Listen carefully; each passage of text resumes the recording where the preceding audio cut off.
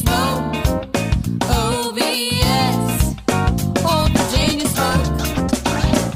This podcast is brought to you by the Kansas City Barbecue Store, the official provider of barbecue supplies to listeners of Pitmaster. Happy New Year to all you barbecue maniacs out there. Barbecue season is starting all around the country, and you don't want to miss out on this discount from the Kansas City Barbecue Store. From smokers and fuel to rubs and sauces, the Kansas City Barbecue Store has everything and anything you could possibly want. Make the Kansas City Barbecue Store your one-stop shop for all your outdoor cooking needs. As a listener of the OVS Pitmaster podcast, you can get 10% off of your order this spring by using the code PITPOD, P-I-T-P-O-D, all caps, for online orders at www.thekansascitybarbecuestore.com. Welcome to another episode of Pitmaster, an old Virginia smoke podcast. My name is Luke Darnell, and we've got an exciting 2023 planned for you this year, but we've also got an exciting guest with us today, and this is my good friend Jason Singletary from Smoke Central BBQ. How are you, bud? Man, doing good. How you doing?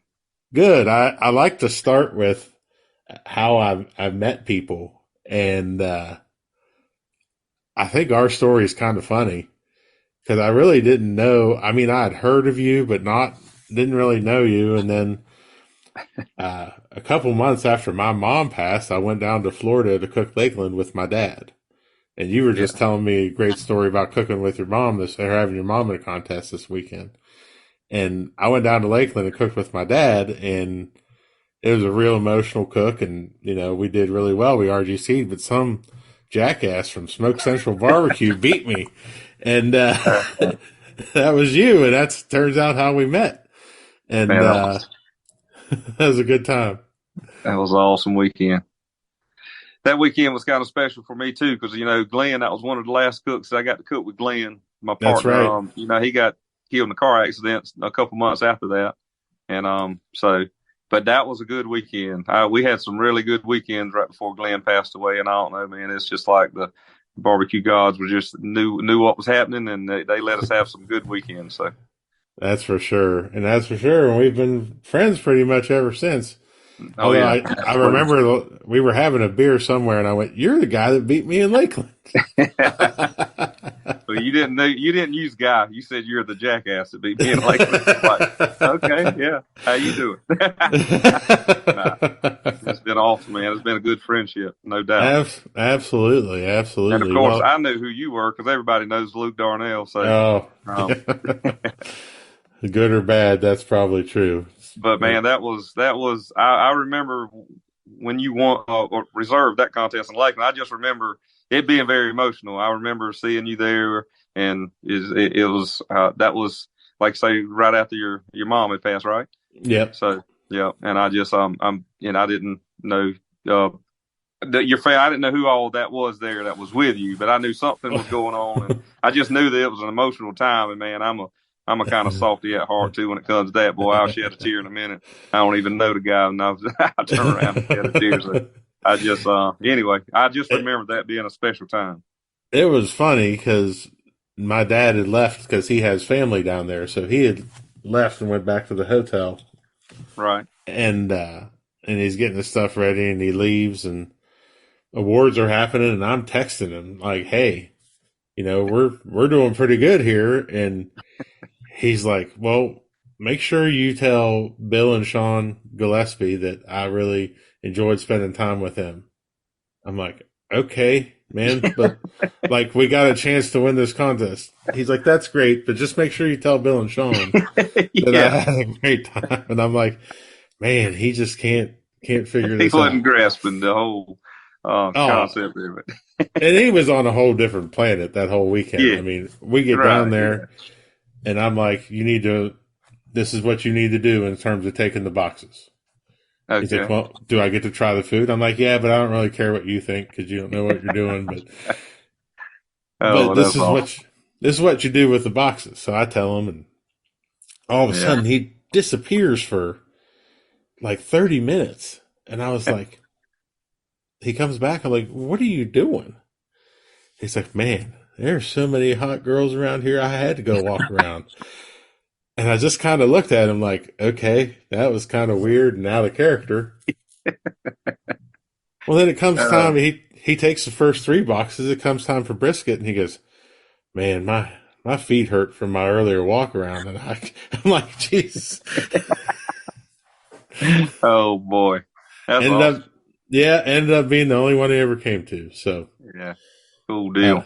it was a lot of fun. But one of my one of the things I find about you that's most impressive is how you can just roll into a place like around 11 o'clock, midnight, the day before, crack it out, turn in good food, and win.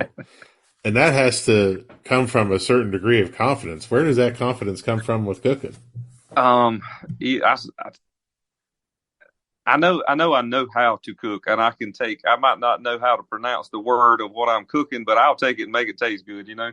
And so it just started off back in my family owned a little restaurant in the town that I grew up in, and it was a little family restaurant. And so all through high school, I worked in there with my grandmother, and that's just memories that you're never going to get. You're never going to top that. So just old school cooking with my grandmother, and I mean, she taught me a lot, and that's kind of how it all got started. And I've always been really interested in the whole barbecue scene, even back when we were younger, and my uncles and granddads, and they would cook the whole hogs with shoveling coals and all that stuff. We used to have a big fundraiser at my church, and they would cook like 13, 15 hogs, and they were all with coals, so that all the men would be out there, and all the younger the kids my age, they were all running around and didn't want to stay, and I was mad because my mom wouldn't let me stay. I was that stuff just so interested me even back then at a younger age, and I don't know. That's kind of how it all got going, and then I just when I could cook on a grill good. I always had people tell me how good your food. You know how it is. Everybody tells you how good your food is at home. Oh, Right. this is awesome. How do you do this? How do you do that? And I thought I knew a lot about cooking barbecue until I started cooking competition, and I knew that it was just the competition barbecue was just so much more beyond what I even thought I knew. I remember going to that first contest, and we finished kind of mid pack, but I knew that I loved it. I wanted to do it, and if I was going to do it, I was going to do it right. So I didn't go back. I didn't do another contest for a year. I like you took a class and Googled and YouTubed everything I could find online. Those Pitmaster shows, I recorded every one of them, and I bet you I watched them 1,000 times. I mean, just even stopping and looking and zooming in and seeing what they were doing, and just picking up little stuff that nobody even knew was back there behind what they were filming. Just little stuff like that, man. I still do that shit. Yeah, no doubt. I am. I try to be. A lot of people say, "How do you stay so calm and you laid back and you don't care about anything?" That's a good front that I put on. I'm very competitive, and I'm that guy that if I'm going to do something, I'm gonna be all in. Like if that's why I don't play golf. I tried it, and if I was good at it, I would have a garage full of golf clubs and 30 pair of golf shoes and whatever new was coming out every week. I would have it. So. But I sucked at it, so I said, okay, this ain't for me. That's why I used to race go-karts. A lot of people don't know about that. Oh, When wow. I got out of high school, yeah, I love racing. Like racing is in my blood. Racing and cooking, I guess that's the two things that I love to do.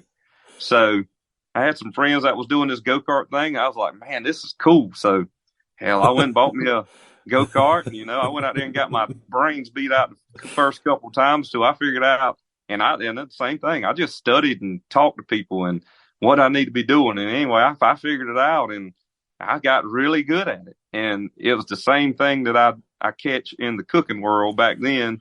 I would roll up. It was me and Sabrina. We didn't have kids back then.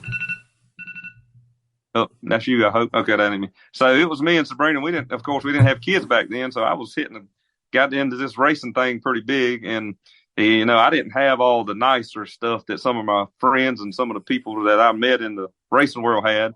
And that was the same thing. We would pull up and I would win something, or I'd qualify on pole, or I'd qualify good. And I had this one guy tell me, "You're the luckiest SOB I know. You pull in here with 2 sets of tires and blah, blah, blah." So I didn't know Yeah, about the go-kart racing, dude. yeah, man. I was so I tell you what. Hold on one second. I'm gonna show you something real quick. You This is see, awesome. this is my office. Yeah. Can Look you at see that? that. I can. And there's me with one that I'd won. Man, I'd really. So when I figured out I wanted to do that stuff, like you say, it was back before we had kids. It was just me and Sabrina, and so we were hitting tracks everywhere, and it was one of those things that I was good at it, and I don't know why I was good at it. I just it took me a little while to get going. Once I got going, I mean, at one track, like back then they called it amateur and pro, like we have backyard and pro. So you Yeah. start off in the amateur class, and I won so many in the amateur class. After you win so many, you have to move up. So, but I won so many in a row that they would put a bounty on you if you win so many in a row. And I Hmm. remember that I had a bounty on me at the little Darlington track one night, and I just remember that stuff. It was so cool back then. So then when I moved up to pro and we started doing what we call state races, it was the South Carolina Dirt Series, sort of the same thing. It's just a whole different, like KCBS, it was South Carolina Dirt Series. So we started doing that and did really good at that. And that's when I started catching all the heat from those guys would have freaking 30, 40-foot trailers, living quarters. And it was just, they would do stuff for a living. They would have cart shops or they were selling parts. And I would pull up in there sometimes in the back of my truck, or either I had a little 14-foot trailer when I really moved up. I got a 7x14 trailer. And they would say, man, you pulling in here with two sets of tires and lucky ass is sitting on the pole. That's the luckiest SOB. I remember one of the kids got so mad at me one time and told me he just couldn't understand. So, but That's anyway, I did that for a while. And whenever my first kid was born, Addison, my daughter, she's 23 now. So, well, she'll be 23 here shortly. She got a birthday coming up, but when she was born, I had just got a sponsor, and something I'd worked so hard at. I picked up with a guy, and he was like, all you got to do is show up and drive. He pretty much paid for everything. wow. And I went to a state race in Kershaw, and Sabrina, we were on vacation, or my family was on vacation at Santee, and I'd left to go to the race. When I got there, and I ended up doing pretty good. I finished like second, I think, in the race. But the whole time, all I could think about was getting back to my kid. I had a little Yeah. picture of her on my little computer. You had a little computer on your steering wheel, and I had a little picture of her. And Uh-huh. after that, I got back. I told Sabrina, I was like, I've lost the fire, I've lost the passion, and so I just kind of put it on the back burner for a while. And I would go back every now and then and tinker with it, but it just kind of fizzled out. And then kids.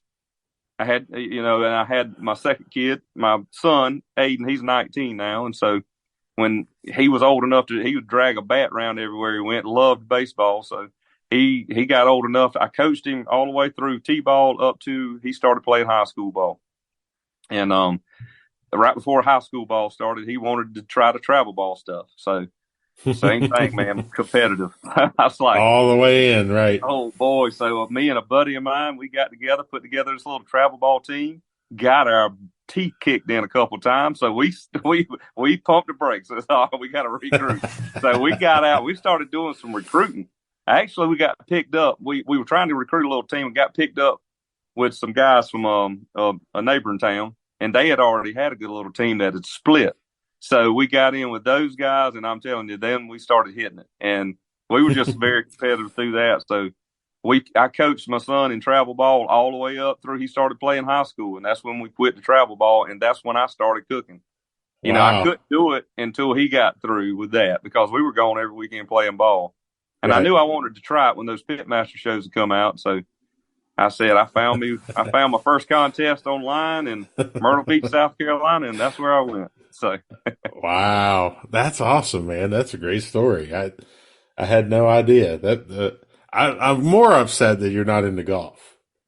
man, I love the thing about it. I love the whole concept of it. You know what I'm saying? I Oh, do really good it's at driving the golf cart and drinking beer and cutting up. I do really good at that. But when it gets out there, and I can hit. Just give me. I need a driver and a putter. That's all I need. because those other clubs in between there, I can't figure those things out. It's my new thing at contests now is playing Friday mornings. Yeah. Getting a tee time around 7:30, back by lunchtime, do prep. Yeah. But going all these places, I love golf before I loved barbecue. Right. That was my thing. Yeah. I played probably 50, 60 times a year. I was down to about a 5 handicap, whatever. Right. And then I started doing this, and I didn't really play for a long time. Now I'm trying to balance both because I miss it too much, and I go too many cool places with too many golf courses not to do it. So that's right. And see, the thing about it, my dad that was his hobby. My dad was a really good golfer. He played golf all his life. Both of my brothers picked it up, and both of those guys were really good at golf. And I was like, damn, it just didn't. It didn't make it to me. It fizzled out by the time it got to me because I just cannot figure it out. We love, in barbecue especially, we love to talk about how good we are and things we won and things we've done. But I love to focus on failures and stuff that's gone wrong at a competition that sets you up for later success. Do you have a favorite failure of yours? Yeah, I can. I guess the biggest it was a conglomeration of failures at one contest that I remember. It was in Lyons, Georgia, the first time I'd ever cooked Lyons, Georgia. And on the way down there, it was a Friday, and work, phones ringing, everybody's hollering. I mean, it's just Friday is a big Friday for me. I'm a contractor, so I have a lot going on Fridays. Right. And everybody's wanting to get paid. Everybody's wanting to know what's going on Monday. Everybody's wanting to do this. And anyway, so I had a lot going on. Wasn't paying attention. Run out of freaking fuel on the interstate, and it just happened to be right. It was like right before you got into Savannah, in between South Carolina and Savannah, right on that stretch of interstate. And I made it off the exit, and nothing there. Like I even did an aerial photo trying to Google stuff. I couldn't find. It was not a gas station within 5 miles, so I wasn't going to walk nowhere. I'm sitting there calling. I'm calling the highway patrol, saying, you got anybody can give me some fuel or something? About this time, this guy pulls up, and he's got a box truck. He rolls out the window. Hey, how's it going? I'm out of fuel. He said, I got 5 gallons in the back. He hops out and gets. I mean, it was just like I don't know where this guy come from. I'm just lucky, I guess. So he hops out. He gets in the back of the box truck. He comes out with a 5 gallon. Pours it in there, and off I go again. Tried to pay him, which I did pay him. He didn't want to take any money. I stuffed $30 in his pocket. So anyway, so I make it to the contest. I get there. I get set up. Andrew Clore's behind me. So once I start going through everything, I realize I've left my thermopin at home. So I go to borrow a thermopin from Andrew. I come back out. Guy comes by. He says, the right rear tire on your truck's flat. I said, shit. I said, well, I'm set up. I ain't worried about it today. I've got enough going on. So anyway, I get everything rounded up, start cooking. The next morning, I go to heat up my sauce, and I had this new container, and I put it on I got one of those little induction glass eyes. Yeah. So I don't know what was the container in that. I don't know. It reacted. It blew up. Glass went everywhere. Sauce went all over the trailer. It wasn't sauce. It was actually the au jus for my brisket and like a wrap. And anyway, stuff went everywhere. I'm cleaning that up. I'm in the middle of the cook. I get chicken turn in and ribs turn in, and then I go to turn in pork. When I pull it out, and I'm telling you, that is the tightest pork. I was ready to quit right then. So I go through the box, and I'm trying to scrounge stuff just to put in the box. It was terrible. And I ended up getting, I think one of the only calls I got that day was in pork, and it was the most awful pork I've ever turned in my life. So that's probably the biggest failure at a contest that I can think of. I mean, that's the one that sticks in my mind because the very next weekend I went to I went to that contest they had in Lenoir, North Carolina. Yeah. They don't have it anymore. I went there, and Childs was on a hot streak. He had won that thing like 3 years in a row. That's right. And I went to Lenoir. It was a big contest back then, and I flat out just put on a cook. I guess I was getting I don't know. It was just, I guess, like say, going back to the barbecue gods again, they were like, okay, this guy needs a break. So I mean, we won, we granted that contest, and that made me feel better because in between Lyons and Lenore, I was ready to quit. Now, So do you think everything that happened there just put you into a bad headspace for the cook? Is that what you think? a bad headspace for which cook? Like For the for Lions cook. Lenore? I mean, for Lyons, Georgia, yeah, Yeah, yeah. all that stuff Everything just was fighting. multiplying. Yeah. Yeah, everything was just fighting against me. It was like I could do nothing right. I mean, I run out of fuel. I have a flat tire when I get there. I left my thermopin at home. Had no way of checking it anyway. It was just everything was going bad.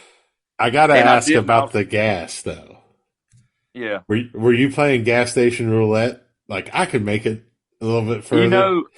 I tell you what, like, I'm bad about that. Oh, I'm bad about So that. am I, man. I So am am I. very bad about that. So this was I hadn't been too long. I had his truck. And anyway, so I looked down and I was on the phone steady nonstop. So I wasn't thinking straight. I wasn't paying attention, but I heard the ding ding go off and you got 5 miles empty. And I was like, okay, I got, or it might have said 10 miles. I think it was like 10 miles empty. And I'm one of those guys that'll ride 20 miles on 0 to empty, right? So Right.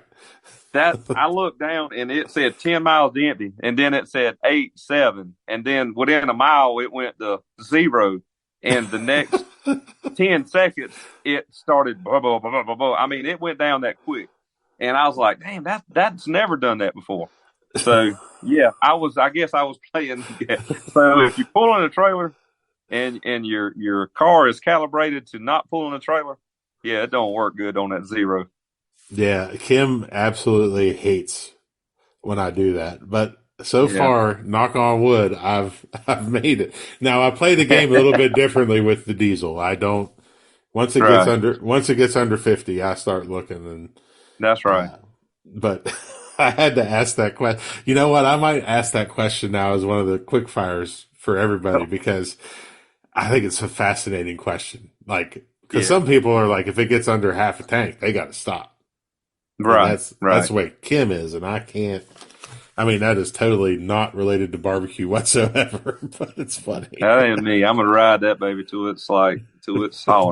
So this podcast is brought to you by BarbecueData.com. BarbecueData.com is your one-stop shop for all of your barbecue competition data. Historical data, calls, wins, placements, everything under one roof. It's a great way not only to track yourself in the standings, but also to track how you improve your scores from year to year. Listeners of this podcast can receive 20% off of a new subscription to BarbecueData.com with the code PITPOD. That's one word, all capital letters, PITPOD, PITPOD. So check your team scores, check on others, and do it all on BarbecueData.com.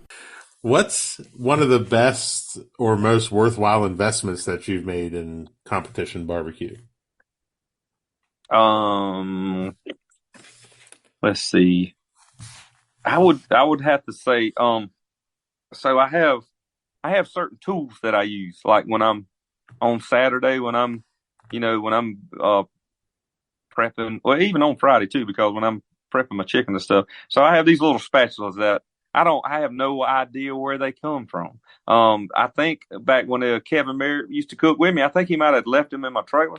So I got these little spatulas that I can't find anywhere else, but I like go crazy if I don't have them. So that, and I got one knife that I will not leave home without. Then I guess the best investments that's really helped my game is, and I know you've probably heard this lots of times, is the whole thermopin deal. And it's not necessarily the thermopin. It's that I use the Smoke by ThermoWorks. Yeah, It has the 4 probes in it or whatever. So I bought these needle probes, and those needle probes that is the deal. So I use those to manage my cook. I always cook by feel like everybody else does. Any good cook does that. But they kind of look after everything for me and let me know when I need to start probing. So that has been a big help for me. So I wish I wish the ThermoWorks would give you the option when you buy like a chef alarm or a smoke to like not get. Don't send me the thick probe. I've got a stack of those things now that I just don't use. Same here. Because the needle probe, man, you're the first person, I think, in 100 episodes to bring it. And I'm going to put this in the purchase of $100 or less category because you kind of jumped into that question. Most people always answer this question with like my trailer or my smoker. You went right to the small goods. And I love that. Oh, well, I actually thought that that's what you were getting to, like the smaller stuff. The smaller stuff's so important, man. So important. I'll rewind to the larger investment. Is definitely hands down a trailer, definitely, because I went to Sip and Swine last year. You were there, and I didn't take my trailer. Cooked under a tent. Thank God the weather was decent. But what about when the weather sucks and it's raining and wind's blowing sideways? I have cooked under a tent probably twice in my life, and last year at Sip and Swine was one of those. My trailer, I'm spoiled. I'm spoiled. I'm fortunate enough to be able to have a trailer, and I think I probably either wouldn't do it. I'll probably, if I couldn't afford to do it anymore, I'd just go with one of my buddies that had a trailer. That's right. You rolled into Sip and Swine with 2 new drums in the back of the truck and a cooler. Yeah, that's pretty much it. And the score showed that too, because I suck. Which I suck at that contest. I can't figure Sip and Swine out. It depends on Georgia. For me, is like a coin flip. It's either going to be really good or really bad, and that day was really bad for me too. And we thought we had a good cook. We had a bunch of friends from Atlanta come over and hang out, and we're sitting at the wars, and they're kind of looking at me, and I'm like. Yeah. Some days you're the windshield, some days you're the bug. Exactly. Yeah. And I thought last year, I had a decent cook. I really did. I was kind of pleased the way everything turned out. So, especially cooking under a tent and all, I had all my stuff. I take that back. I didn't have pork or something prepped. I had to prep some stuff when I got there. So it wasn't a lot though. So anyway, I thought the cook was decent. We had just come out of Lakeland. That was first time I'd ever not got a call in Lakeland last year. And my chair was stuck to my tail when I walked back to the trailer. So I was disappointed with that. And then you go to Sip and Swine and they just steady kicking you while you're laying on the ground from Lakeland. That's what it felt like. Man, Uncle, please, what am I doing wrong? So, but the next one I go to, I reserve. So there you go. That's barbecue. Yeah. I love the small stuff, man. The Thermopen needle probe, that is such a great answer. It just keeps that hole really tiny in the foil, and you don't have to worry about pushing foil in usually. And that's a great answer. And there's a lot better cooks out there than I am for sure, because I don't consider myself that great a cook. But like far as like a lot of these guys that never even. I guess they have times when they temp their ribs. The needle probes really help me out with that, because I'll pop 1 or 2 in there, and they'll just kind of cooking on a drum is you might go an hour after the wrap, or they might be done 45 minutes after the wrap, or an hour and 15. It's just a big window there cooking on a drum like I was cooking on. So those needle probes, man, they really help me out in ribs. When you're going into the drum with your probe, do you go through the stack or do you go under the lid? I go up under the lid, and that's not the right way to go. It's just I went through the stack a few times, and that's the correct way to do it. But it's just so aggravating. God, you got to have. I've found, especially the way Kim and I do it, that you got to have 2 people to do it. Yeah, exactly. See, you know me, I'm a one-man band. I'm usually cooking by myself all the time. So, right. Yeah, it's just I learned that you don't have to slam the lid down. I tore up several needle probes. I pushed the lid down. It doesn't the temperature doesn't react that bad if you don't have a tight seal on your lid. You can't have a big gap, but I mean, I just lay it down on them real softly. Right. And I haven't had any problems with them in the last year. So I remember one time somebody was pitching a fit at a contest about how their probes are always going bad and how they got to buy new ones every year. And I was like, man, you cook on cabinet smoker, right? And they're like, yeah. I'm like, if I slammed your finger in that door 500 times in 6 months, how do you think your finger would do? Like it wouldn't fare too well. these things are pretty much yearly disposables. I mean, you guys got to Yeah. take care of them and monitor them. Yeah. And all that information is traveling through that wire. Absolutely, So when absolutely. you start pinching it and banging it, yeah, of course, yeah, something's going to disrupt something. So Right, right. Who's impacted your life the most in competition barbecue? in competition barbecue, um, let's see. That may be a couple of them. Yeah, that's fine. I tell you what. Now, when I first got started, um, I told you I took that first contest, and then I waited a year, and I went back, and I took a little local class, which was kind of like a little backyard class, and it might have helped me a little bit. But after I got to doing some more KCBS, I met Jim Berg down in Charleston, um, Mm-hmm. and it was like one of the first year that I was cooking, and well, I tell you the way I met him was through Jerry Stevenson. Oh yeah. So Jerry was parked right beside me, and that was actually the first time I met Jerry with Redneck Scientific, and he was I was explaining to him, I got to figure out what I can do to get better. I want to be, going back to what we were talking about earlier. If I'm not going to be competitive, if I'm not going to be, in the front runners, I don't want to do this. He's like, I got to figure it out. And he said, you need to go talk to that guy right there. And Jim Berg was parked right across from him. He said, he's got a class coming up. Go talk to him and get into that class. And so I went and talked to Jim, and of course, Jim sent me all the information, and they didn't know me from Adam that point. You know how Jim is. He's got a very big, I guess he got a big personality, him Oh and yeah. James.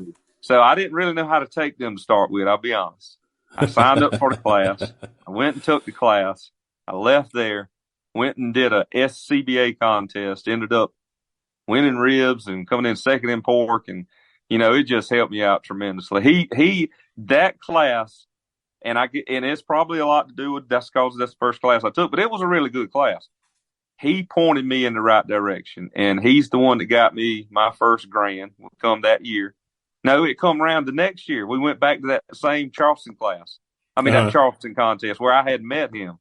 And in between then, you remember Jim got sick, That's and right. he couldn't come back to that contest. He had won that contest like 3 years in a row. And I went after taking his class. Jim was sick, and I remember winning my first grand there. And the first thing I did was call Jim and in the hospital, and going back to those waterworks, man, crying like a Oh. baby. I went over by myself, and people walking by looking at me thinking, oh, must have just had a family member die or something. But I mean, I was just so happy, man. It was, and that was my family. My mother wasn't at that one, but my wife and my kids were. And because we have friends in Charleston, and we just come down for the weekend, and just having all them there. So Jim he had a lot to do with it. After that, me and Jim become really good friends, and I can call him for anything. He can call me for anything, same way. And him and the guy that went to my first competition with me, Philip Miles, he does Tailgater Hater. He cooks all the SCBA, South Carolina Barbecue Association. Yeah. He's won the state championship like 2 or 3 times. I think this is his third time this year. But Wow. he's a neighbor of mine. We are really good friends. That's where Glenn, the guy who used to cook with me, Glenn cooked with Philip, and when they were not cooking together, Glenn was always in my truck. He would go every day if you had a competition every day. He was just retired. He didn't have a job, and he loved it that much. But that's where I got Glenn from, was through Philip. That's how I met Glenn. But That's Philip cool. and Glenn were a really, really big part of my barbecue deal. They taught me a lot, on top of what Jim taught me. So, and there's, we could go on just like you. I'm sure you can sit Oh. here and go on and on and on. I have met so many good people in barbecue, and so many people that have helped me out over the years. It's just, And it's a I could go on and continuing on. thing, man. It's It like is. It never you stops. it never stops, and you meet new people and you learn new things, and Yeah. that's what's awesome about it is that kind of Right. stuff. That's You what know, makes you barbecue awesome. you had said something about Bill Gillespie Yeah. earlier. How do you Yeah. say his last? I hope I'm saying it right. Gillespie. So I met Go, that guy like a year or two ago at a contest. When I see him now, I'm thinking, okay, he don't know who I am. He will walk around. He'll walk through the crowd to come get me and talk to me. and Oh the yeah. nicest guy ever. I sat down this past year with him and his wife. It might have been the year before last. At the Royal Oak Invitation with him and his wife. Just had the best conversation ever. The nicest guy you ever want to meet in your life. And for him to be so iconic in barbecue and what he's done in the past, and for him to not see him in a year and come through a crowd to speak to me and remember my name, it's just, man, that's awesome. The He's one of people, the those all-time kind of greats, people, man. Yeah, He's fantastic, and I'm kind of upset because I'm not going to Lakeland and I won't get to see them and hang out with them. And yeah, but man, yeah, talk about just salt of the earth people, exactly. unbelievable. All right, So and now this one I'm excited about because I know that you are a superstitious bastard. What sort of habits, rituals, or routines do you have at a contest?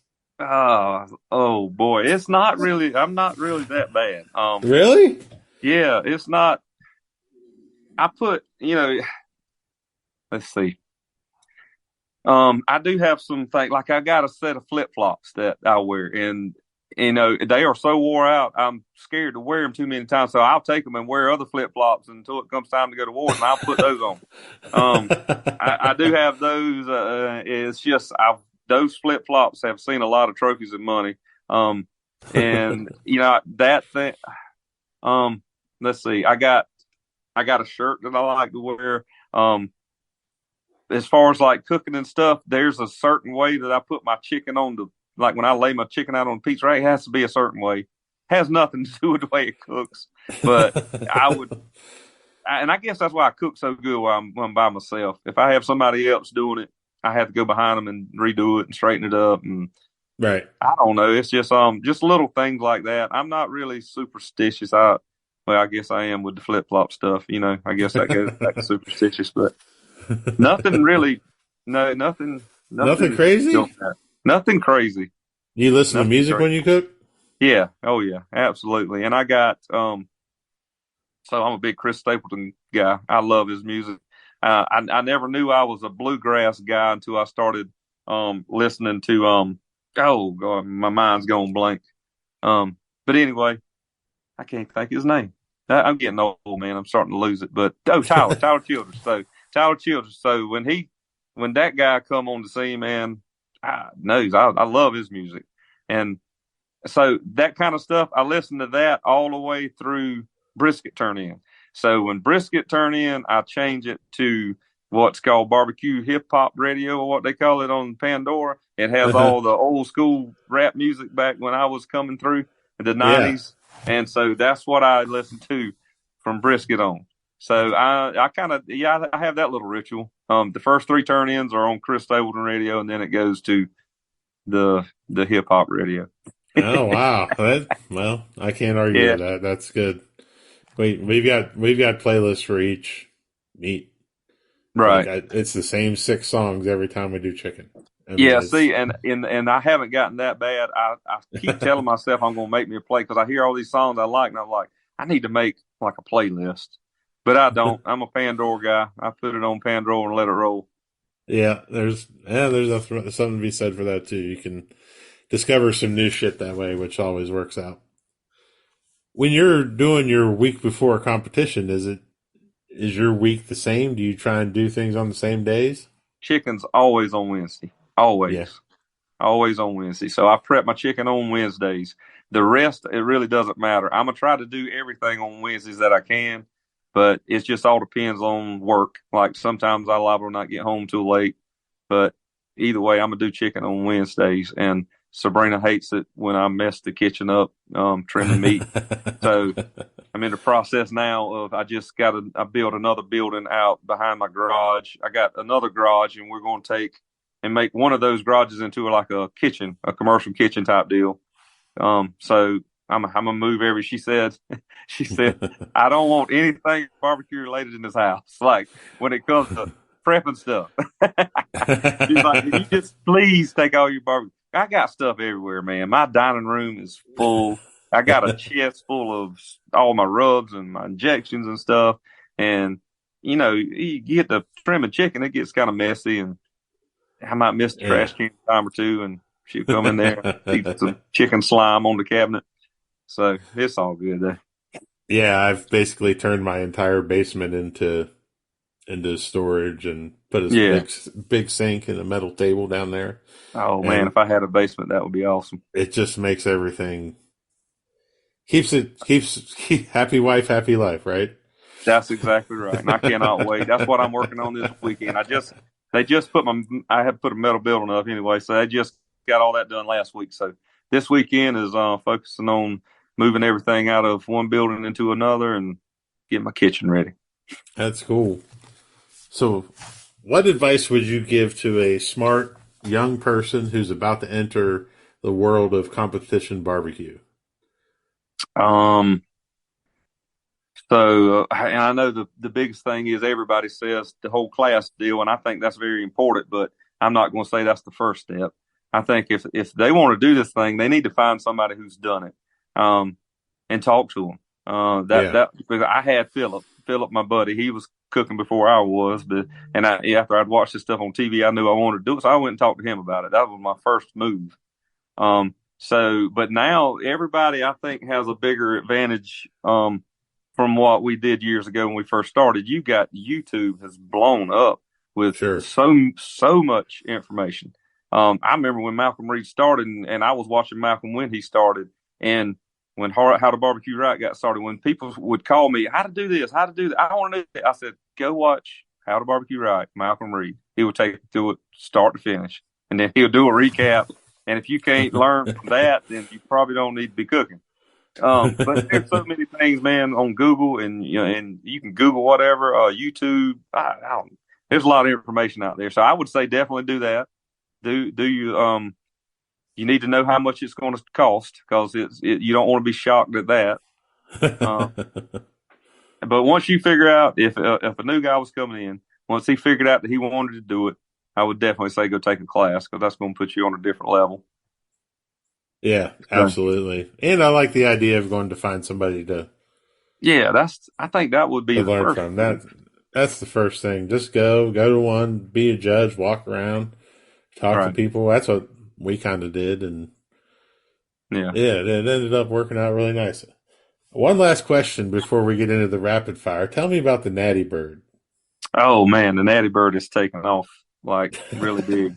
Um, so it all started the way it got started was when I took a picture of me prepping my chicken one on a Friday. I think it was no, this was Saturday morning, because I had put the chicken on the pizza rack, and I just took a picture of it. And I had a natural light sitting behind my pizza rack, and I noticed it was in the picture. And so when I went to post a picture on social media, I just hashtag Natty Bird and hashtag best chicken injection ever, and something like that. And then I had a buddy of mine call, and he was like, and I was hitting in chicken back then. It was every week, and he's like, man, I just got to ask you, are you really you injecting your chicken with natural light? And he was serious as he could be, and I busted out laughing. I was like, I wish I could say yeah, but I'm not going to lie. No, I didn't. I said that was all made up. I said, but I am from here on out. I probably going to put a drop or two in my injection just to make it legit. And a couple people just caught on to that. Like Kerry would hold your horses. Kerry Chastini caught on to it. So at awards, every time I get a chicken call, he would stand up and holler, Natty Bird. And then everybody started coming out the blue, wanting to know what this Natty Bird thing was. And then I've helped. My chicken has been really strong the last couple of years, and I'm going to ride it until it quits. So I've helped a few people with chicken, and they started posting it, and then it just caught on from there, and it's gotten really popular. That's awesome, man. I've always wanted to know how that got started. Yeah. So I don't have any secrets. Just like you were talking about these new guys, they want to come you can tell everybody everything you do. They still got to cook it. That's where the magic happens. Absolutely. You still got to know what it feels like. You got to know what it looks like. You got to know when it's time to do that to it and time to do this to it. I can give you all my recipes. You got to execute. That's right. That's the number one thing I teach. First thing out of my mouth is, I'm going to show you exactly what I do, but you still got to do it. You got to do it. You got to do it. So, and there's awesome. There's things that I can't teach you, or Luke can't teach you, or Jim Bird can't teach you. There's things that just is going to come natural. I mean, You got You to got know, first of all, you got to love food. You got to know what it's going to do. And then, you got to, I don't know, there's so many different variables. You right. like everybody says, you win or lose a contest in the last 10 minutes. That is so true.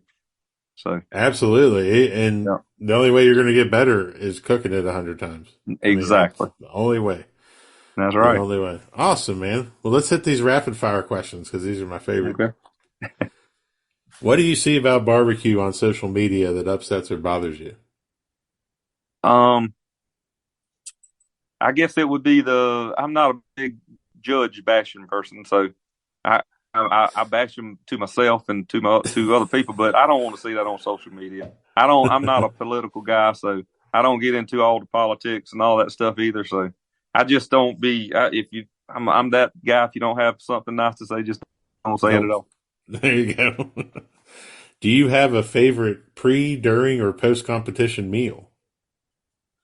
Um, not particularly. Like if I'm by myself at a contest that nobody's around, I'm a sandwich guy. I'll get me a sub or I'll get stuff to make my own sandwiches. I'm just a cold cook guy. I like sandwiches. So, but if I'm there with a group of people, we're always eating Mexican. That's just what everybody does. Yeah. Sandwiches, huh? That's cool. I love subs and sandwiches and stuff. I don't know. That's just me. If I'm there by myself, I'm going by when I pick up supplies at the grocery store, Walmart. I'm either pick up a sub there or something to make a sandwich. So, Huh. Do you have a favorite present that you like to give to people? um, I don't, I don't, and I should because I see you doing that and these other guys, and I think all the time that's the freaking coolest thing. So I'm guilty of not having that, but I should because that is awesome. And it So I makes things don't have easier it. if you just give the same thing over and over again. Yeah, exactly. You don't have to think about it. You don't have to get as personal as me. Underwear is Right. hard to buy, especially for other dudes, but it's Yeah, fine. that's right.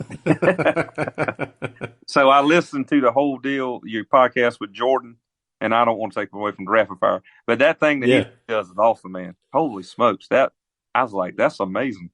Yeah. With the He pictures and is. what he did for Paul and Lynn, man, that was freaking that tugged at my heart a little bit. Yeah. Jordan, that's one of my favorite interviews I did last year. It was Yeah, a yeah. really, really good one. Uh, Next to last question. Do you always clean drums after you borrow them? If I was not at the American Royal and I had access to it, I would have, I promise you. Oh, That come up this past weekend. did it really? This past weekend, yeah. So Joseph brought that up, and he said something about I forgot what he said. He said, like Luke said, the drum's gonna look like they cooked the water. I said it was a water buffalo. That's what Luke said. I cooked in his drum. It looked like it, but damn, that drum did. I tell Kim all the time. She's like, I hate this drum. I'm like, everyone that's used this drum has done well with it. Jason did well out at the Royal with it. Hell yeah, that was freaking awesome Brad, weekend. Brad won pork with it in DC last year, and then a backyard team won pork with it. I'm like, I don't know why you can't use it. Yeah, no, don't get rid of that drum. That drum has got some mojo in it. Yeah, I mean, yeah, that thing almost won the Open. I mean, I that's was right. at the airport ready to get on a plane, and I was thinking, if I get one more call, I'm not getting on this plane. Somebody's going to take me back to. I might get there late, but I'm going back.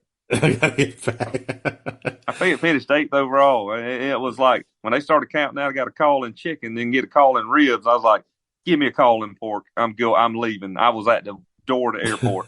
I was like, I'm fixing to call an Uber. Somebody's taking me back out there. All right, last question. If you could have a gigantic billboard anywhere with anything on it, getting a message out to a bunch of people, what would it say and why? I know you've probably heard this 100 times. Everybody has, but it kind of goes good with my program. My program is the harder you work, the luckier you get. So That's a good one. No, that's yeah, brand new. yeah. So I got it's the whole lucky thing, and I am lucky. I'm not going to say I'm not lucky. But everybody, Frank Nagel give me a cup, and it's got hashtag Lucky AF on the back of it. I mean, on the bottom of it, engraved on it. So I mean, but that's just, and that I heard that saying a couple years ago, and it's stuck with me. I wrote it down in my trailer, and it's like, that's very true. That's pretty I awesome, man. regarding. I might seem laid back and don't care about a lot of things, but when I get in that trailer, I've got 4,000 things going through my head. I know what I want to do, and I know what it's going to take to do it. So, right on, right on. Well, tell people where they can find you at online, and if you want to hit some of your partners and let her loose. I got you. So as far as the sponsors go, I was fortunate enough to get back on with Royal Oak this year. I think I've been on with them for like 4 or 5 years. Atlanta Barbecue Store picked up with them last year. They've been a big help. Rec Tech, they picked me up last year, and I've been tinkering with the pellet grills, which I use one at every competition for something. So they have been a big help. Yes Deer, Frank Nagel with Yes Deer sauce. He gives me sauce. So, Frankie. No, Frank. Man, I've been using Heath Ryle stuff for the last year or two, and Mitchell Bedwell. I know you know Mitchell. He's he sent me a few things to try, and he's been a really big help this past year. So I've applied for that sponsorship, hoping I can kind of get on board with those guys because I love those products.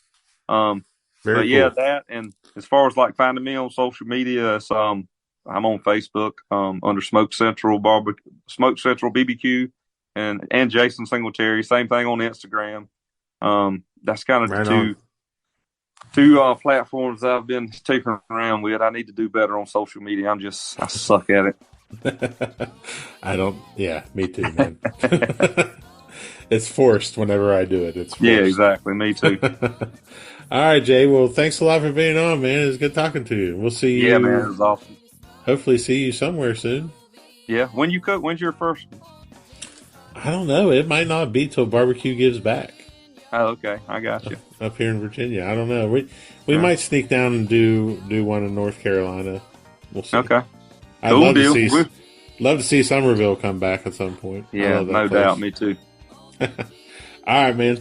All right. Thank you for having me. Old Virginia.